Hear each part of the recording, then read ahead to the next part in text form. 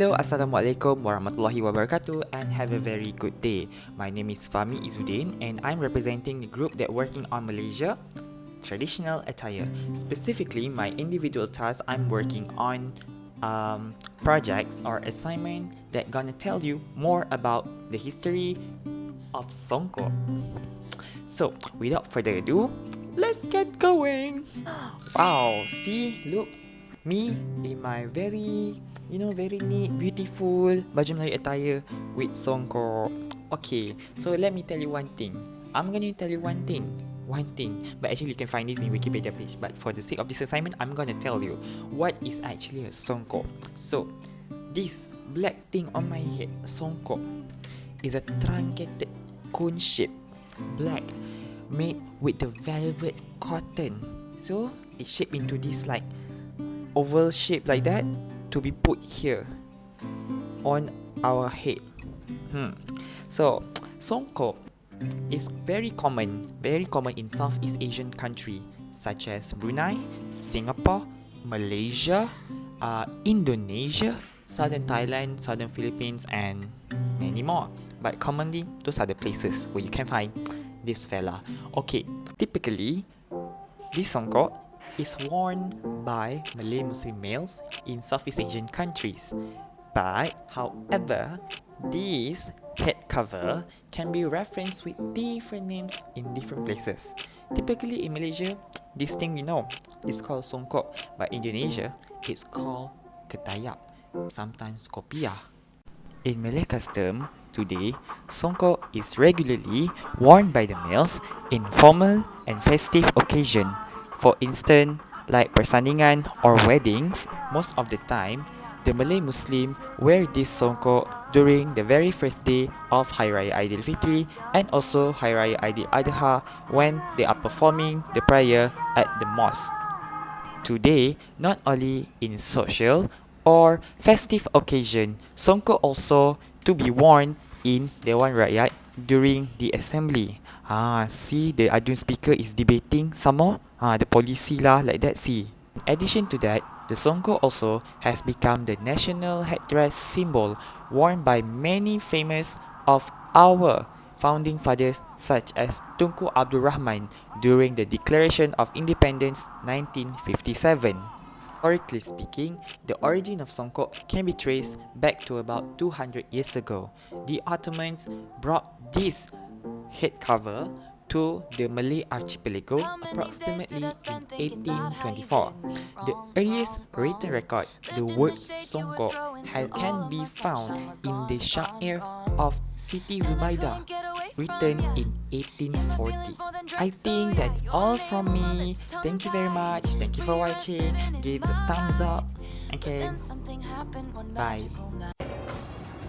Hi, my name is Kadir Haris and I am from Faculty of Engineering. And for this project, I am supposed to talk about samping. So samping is a type of sarung worn on the belly area. After you worn trousers and usually from the waist until the knee level only. And the men would normally wear them together with baju Melayu to celebrate a festive occasion, attending a wedding or going to a formal event. And it is usually made out of songket fabric. The difference between samping and sarung is samping is usually shorter than sarung. The usage of samping came from the Malacca Sultanate area. There is one principle of wearing a samping, which is samping should be worn by placing the left fold at the bottom and the right fold at the top. This principle comes from the act of qiyam in prayers, as left hand is placed under the right hand. According to tradition, man who is married should wear something until below the knee level, while those unmarried men should wear their something above their knee level. If the wearer is already a husband and still wearing something above knee level, it means that he is still intended to add another wife. And for this video, I'm going to show a very typical folding style of something that is used now.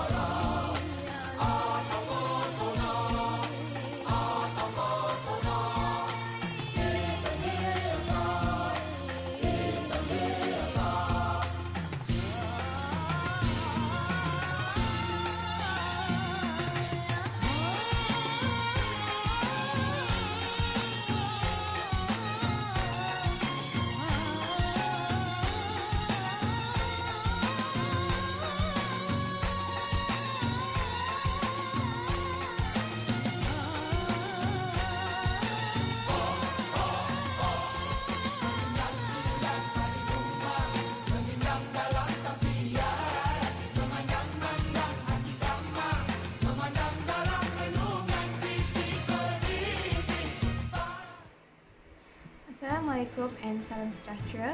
My name is Tengku Aisha. I'm from Faculty of Engineering, and today I'll be explaining on the topic of kain batik. So basically, what is batik?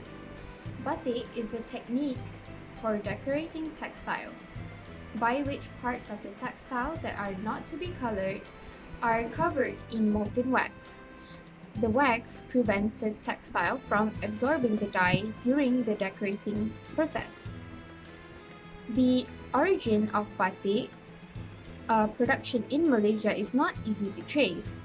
However, it is known for certain that the Javanese influenced the Malay batik making technically, as well as the development of designs.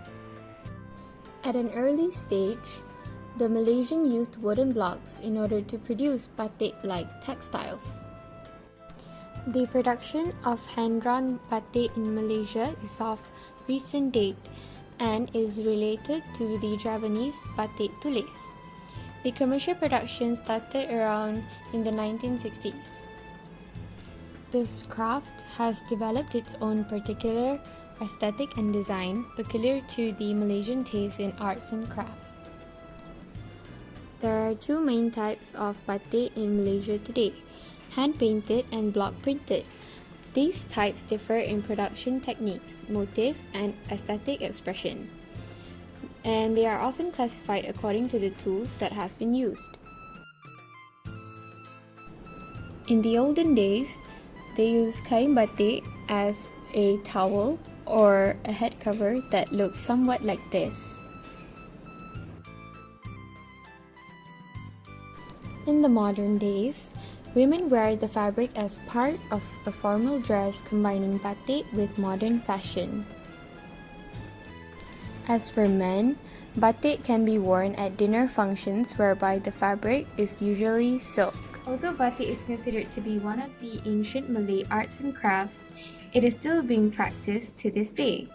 In conclusion, batik is considered to be versatile in the textile industry as it can be worn by both men and women. Batik has been around for over a century, and it is still being used in today's modern fashion as various types of dress materials and even scarves.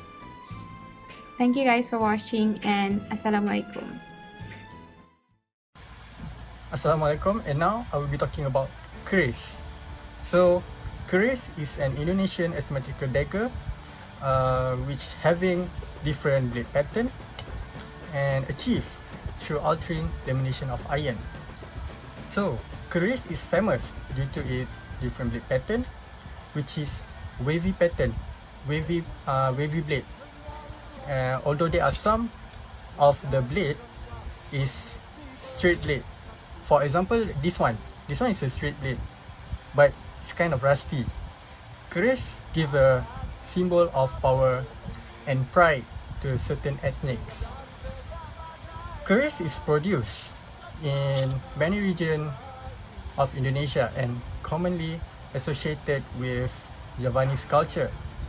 There are also other ethnics that is familiar with keris as part of their culture, such as Balinese, Malays, Makassar, Bugis, and etc. Today, keris is the cultural masterpiece of Indonesia. Now I'll be talking more about keris. So keris consists of three main parts. The first one is the hilt.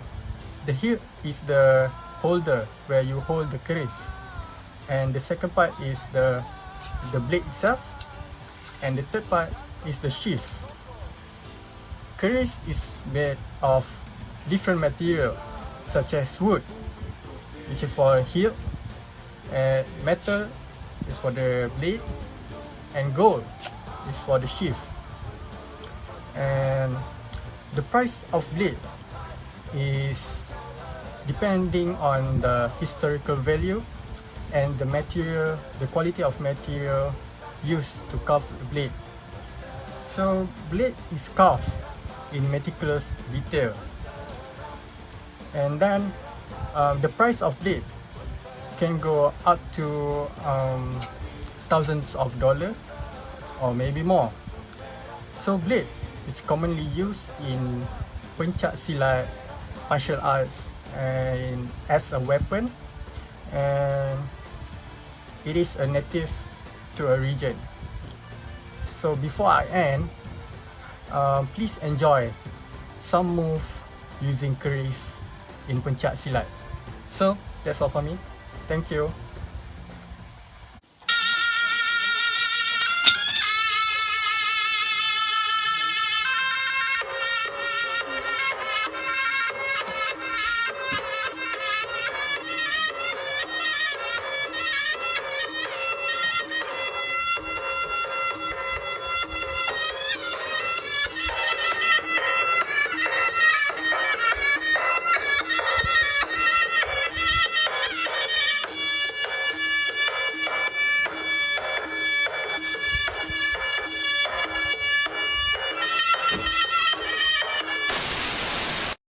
Hi, my name is Dana. I am from Faculty of Engineering, and today I would like to share about the traditional clothes of the Malay Peranakan, or so-called as Baba Nyonya.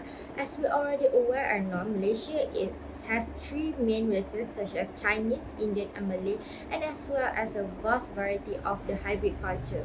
This was due to the flocking of immigrants from the neighboring countries such as China, India and Indonesia throughout the formation of Malaysia in August 1957.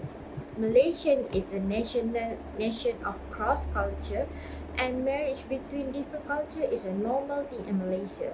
Marriage between the Indian and the Chinese is called Chindian, and marriage between the Chinese and Malay is so-called Cilayu, or in the traditional way we call it as Baba Nyonya or Malay Peranakan.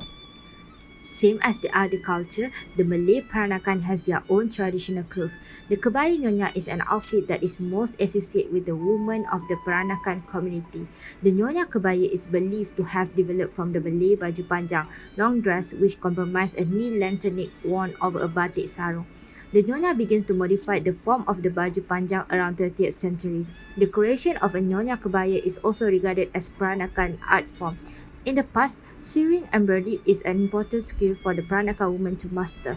The Nyonya Kebaya is a truncheon blouse that is usually made from voile, which is a sheer lightweight fabric that comes in various colors and shapes.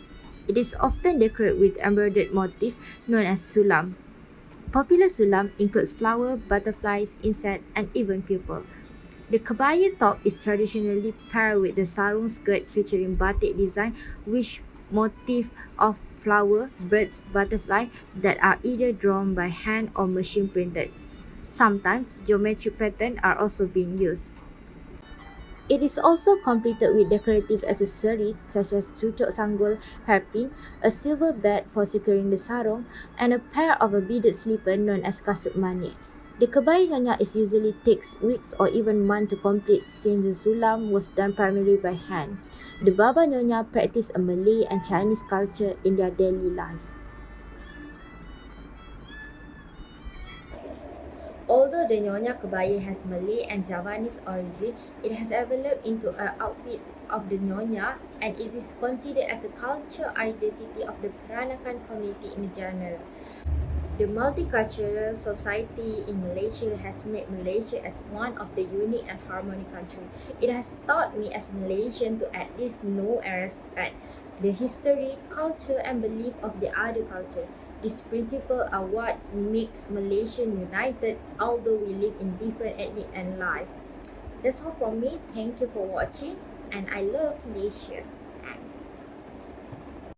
Assalamualaikum and a very good day to everyone. My name is Nurfatin Shaira, and today I want to talk about songket. So as you can see, these are my mom's collection of songket, and I'm wearing a baju kurung that made from songket. So what is the history of songket? Let's dive in.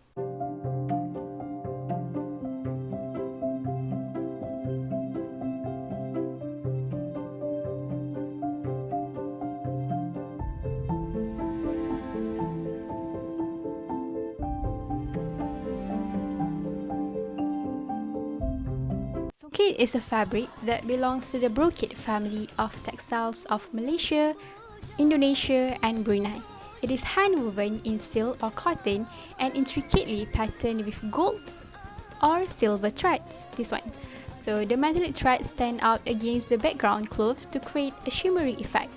In the weaving process, the metallic threads are inserted in between the silk or cotton weft threads. Songket has a high historical value as a special Malay-style original art fabric.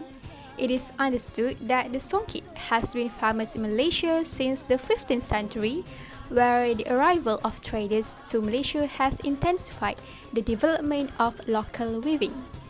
Songket weaving is undertaken by those living in coastal areas and those exposed to external influences compared to the single woven yarn operated by residents living in remote areas. It is growing rapidly, especially in East Coast states such as in Terengganu, Kelantan, and Pahang. Songket is traditionally considered an exquisite, luxurious, and prestigious traditional fabric only worn for special occasions, religious festivals, and traditional social functions.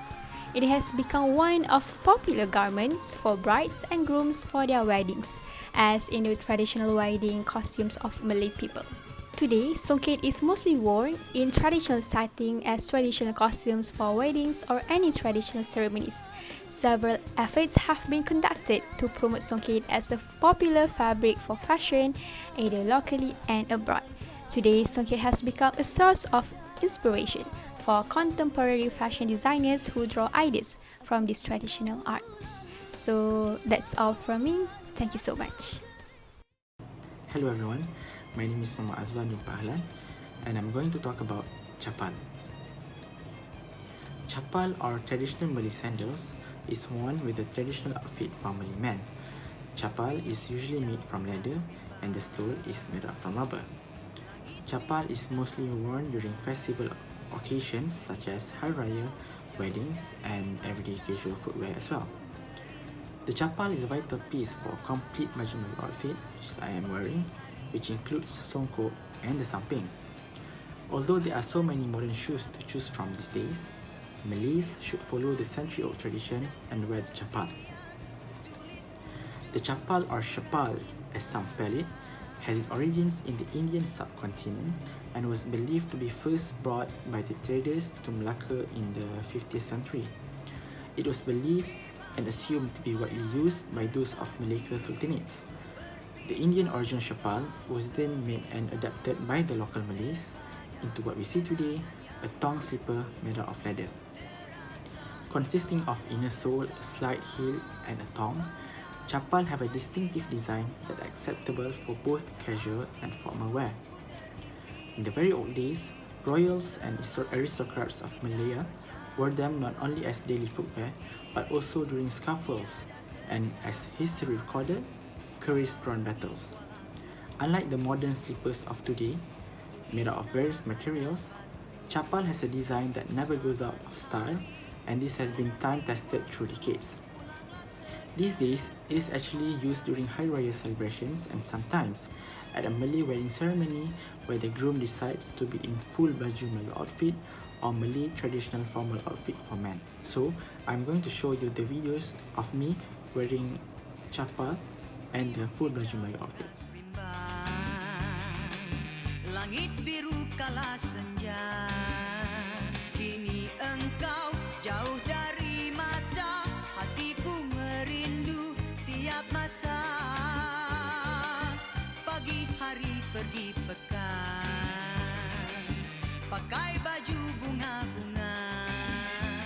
Bila hati sedang kesepian, ku tulis untukmu surat cinta.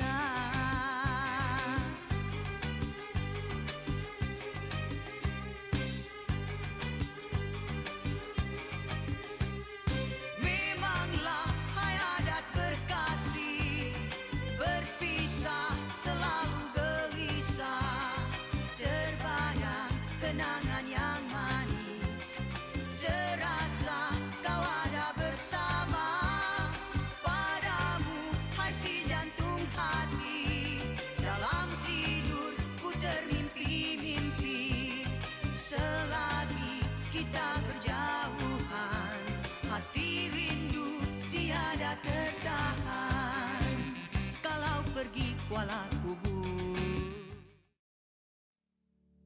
Hello everyone, my name is Muhammad Nakif and I'll be explaining on Busana Melayu about the baju Melayu.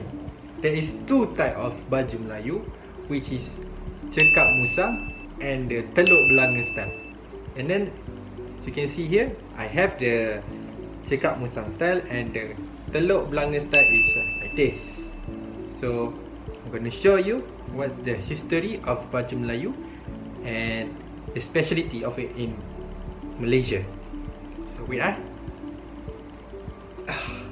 okay, don't need this. Okay, here's the baju Melayu cekak musang. As you can see, there is 5 buttons can be put, but I only have 3. So there's a meaning of it. Like for these 5 buttons mean that we have in Islam we have 5 pillars of Islam, and then which is the top one is the first one and the second one, which is the first one is the syahadah, which is the asyhadu an la ilaha illallah wa asyhadu anna muhammadar rasulullah, and then the second one is the we prayers 5 times a day, and then following the third and the fourth and the fifth, which is the fasting, zakat and haji.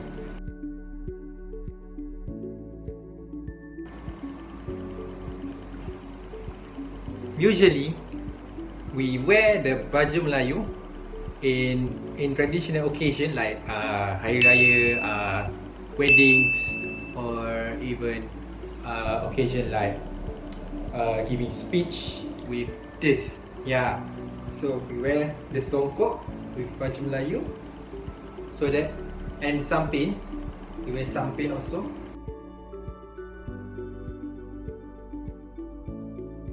In baju Melayu, there is one pocket aside here, as you can see, for duit raya. Duit raya. The 2 pockets in the left and right at the below part. Okay, that is the main basic thing of baju Melayu. Without that, that is not baju Melayu. And usually the length of the pants of baju Melayu is until the buku lali. Yes, this.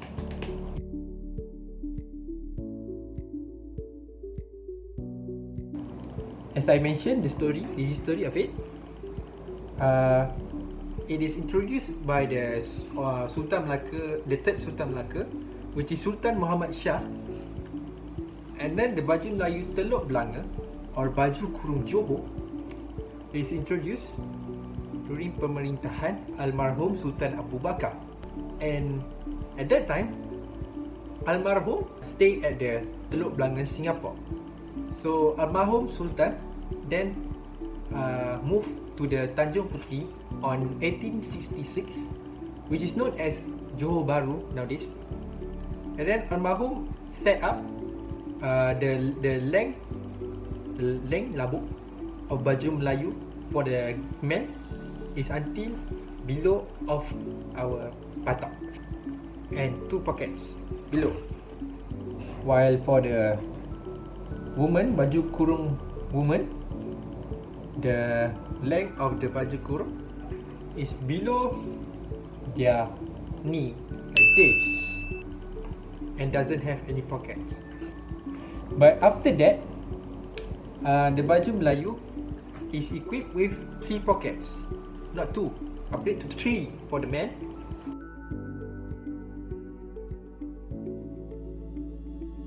So there is one poem for the cekak musang, which is sounds like cekak musang berbutang 5 rukun di dalamnya, 5 betua di bawahnya, 5 tiang ditegakkan.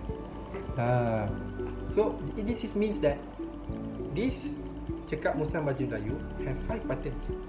So there is 5 pillars of Islam, 5 things we always carry within ourselves, and 5 pillars that we always prioritize. There is another poem for the Teluk Belanga one, which is known as Teluk Belanga berbutang tunggal satu, Tuhan yang disembah.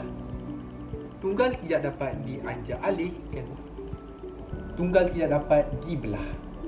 This means that in Teluk Belanga style, there is only one button. So means that there is one God that in Islam we believe. The one God cannot be changed, cannot be divided, cannot be moved. That's the meaning of the power. So about the pockets, these three pockets, yes, these three pockets, it shows similarities with style of the Teluk Belanga and this one. You can see here. Okay. So the three pockets, some people say that it is known as Islam, Iman and Ihsan. That's all from me, and thank you so much. Assalamualaikum. Hi, my name is Asira. Today I will be talking about the evolution of baju kurung. The baju kurung is kind of original clothing for Malay females, including a baju and kurung.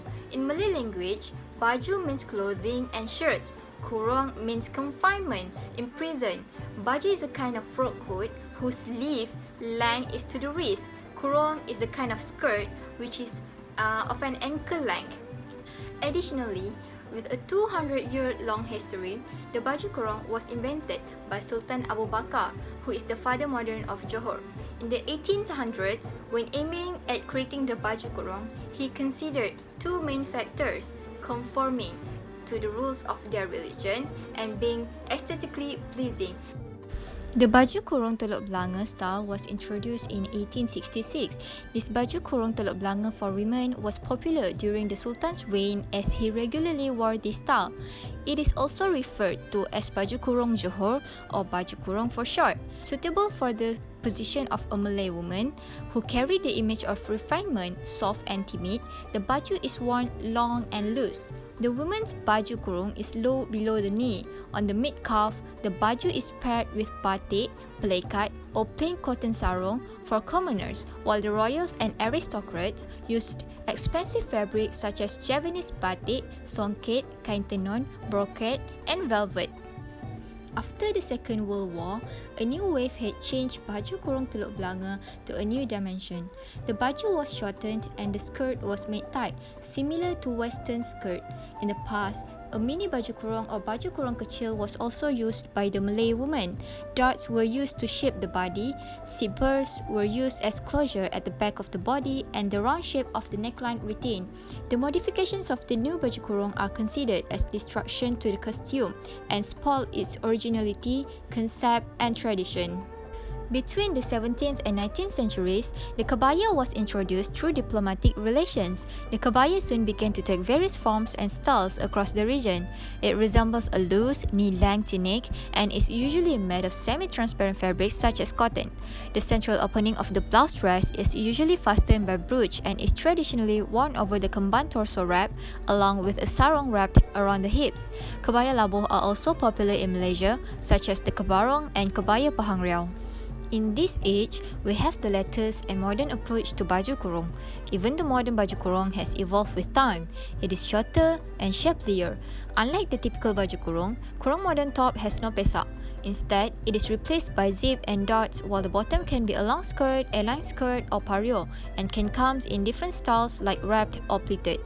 The modern baju kurung has evolved so much that it comes in many forms. We can see modern baju kurung in all kinds of fabrics from satin, songket, checkered, polka dots, geometric patterns, batik, pastel shades and lively colours.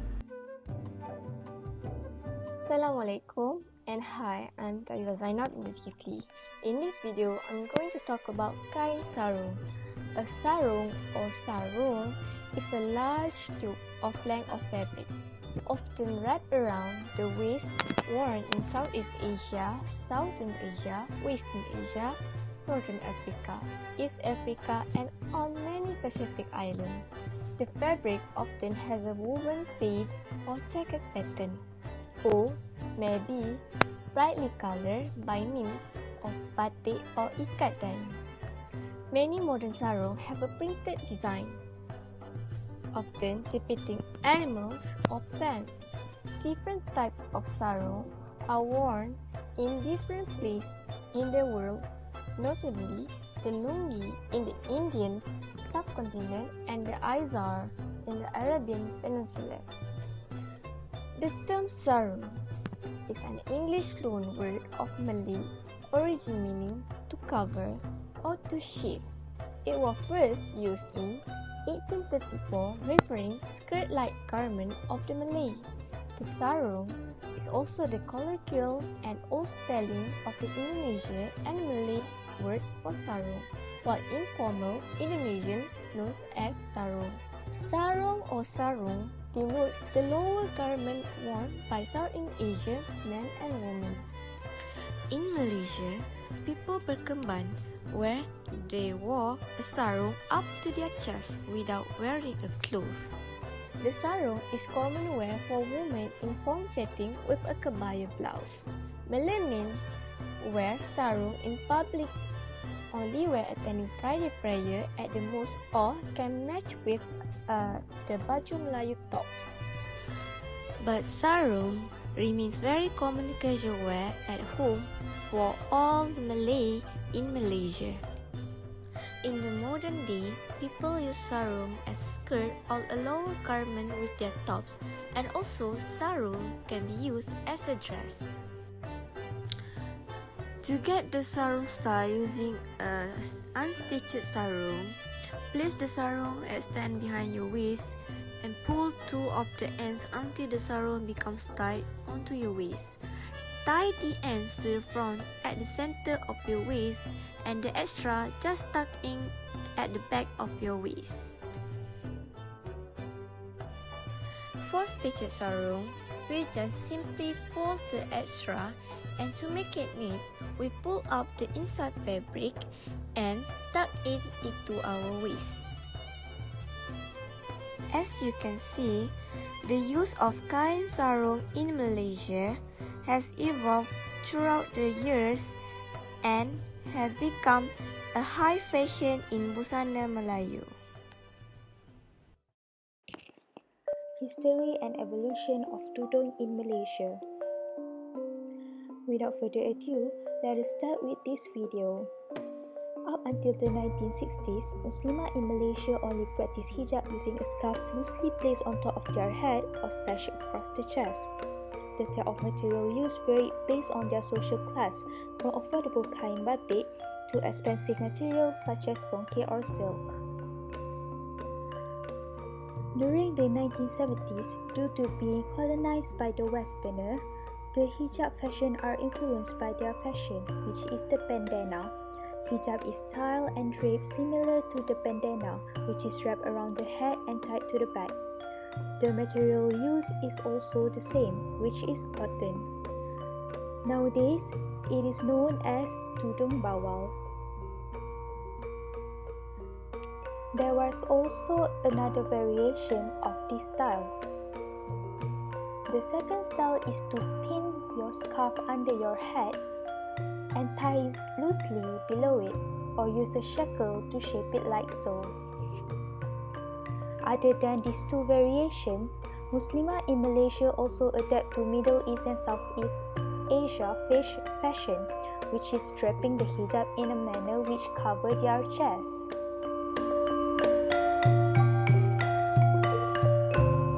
Around 1990s, famous Islamic movements such as Al-Arqam and Angkatan Belia Islam Malaysia (ABIM) influenced the hijab style in Malaysia during these years.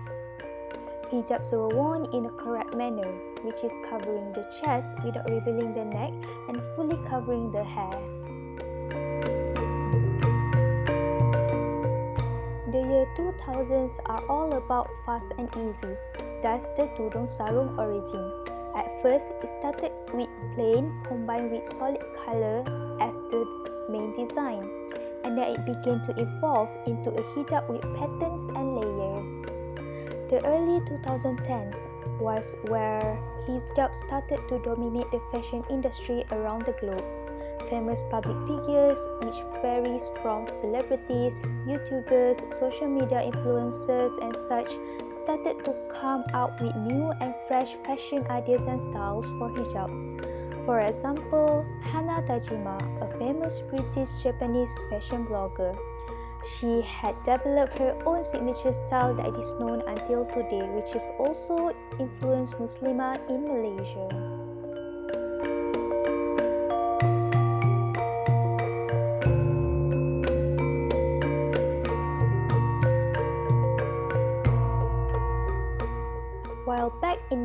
Malaysia, we have public figures such as Mara Alina, Najwa Latif, Ainun Tasnim, and Yunali Sarai dominating the hijab style during the early 2010s in Malaysia. They influenced the Muslimah in Malaysia to wear their own style. The material used were varied, from thick and heavy cotton called pashmina to the original cotton tudung bawal back in the 1970s.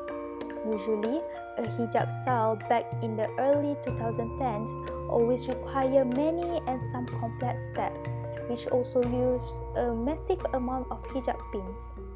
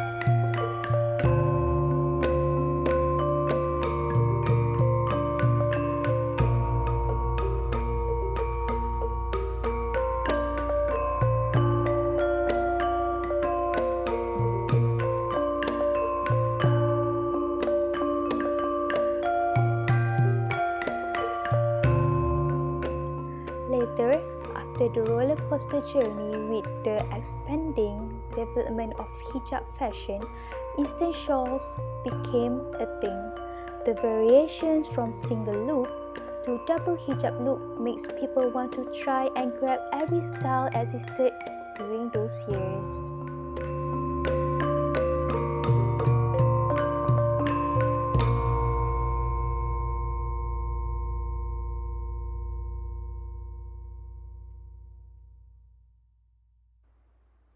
The Eastern shawls are known for their convenience and simplicity.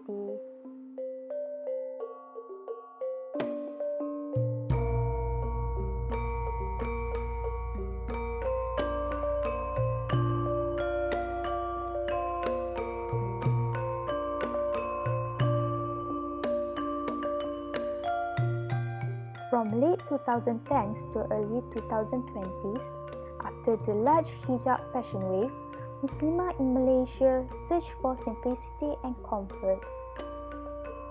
The high weather in Malaysia influenced these fashion trends in these years.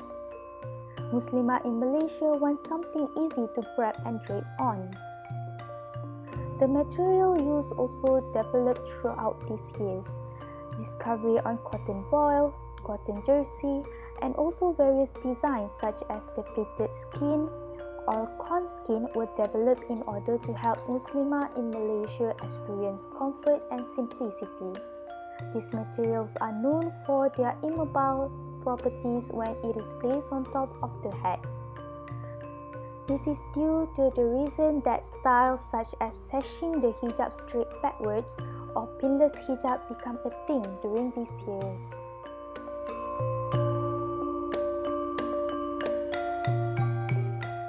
These last two hijab styles are personally my favorite that I would wear for everyday wear. Even though this style use one pin, it is to ensure that my hijab will not move. I personally like this style that had been developed from the early 2020s and the late 2010 because it gives me comfort and it is simple to wear for everyday wear.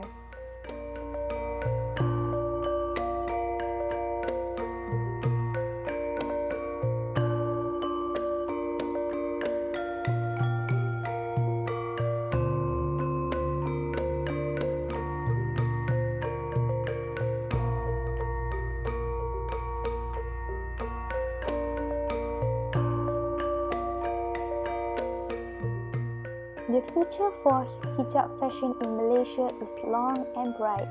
There will be new developments parallel to the development of fashion trends. Therefore, we shall look forward for this development and support the hijab fashion industry in Malaysia. That's all from me. Thank you.